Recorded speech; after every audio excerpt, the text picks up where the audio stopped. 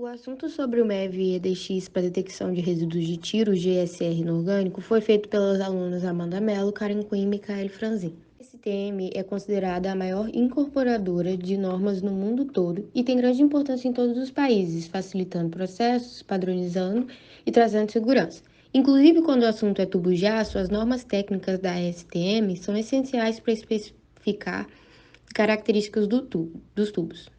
A gente não achou muita informação na internet, então a gente trouxe uma das normas da STM que a gente achou num artigo, que é a norma E1588, que preconiza que partículas esféricas com aproximadamente 1 micrômetro de diâmetro, contendo simultaneamente os elementos chumbo, bário e antimônio, sejam consideradas determinantes e são encontradas principalmente na palma e no dorso da mão do atirador, mesmo com a lavagem após os disparos em quantidade suficiente para análise. Segundo a Web of Science, há aproximadamente 11 artigos sobre o assunto disponíveis na literatura.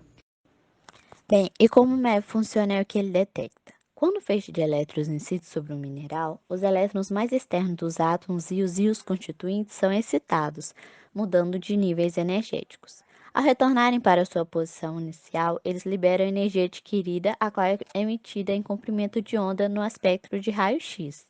Um detector instalado na câmara de vácuo do MEV mede a energia associada a esse elétron. E como os elétrons de determinado átomo possuem energias distintas, é possível, no ponto de incidência do feixe, determinar quais os elementos químicos estão presentes naquele local, e assim identificar em instantes que mineral está sendo observado.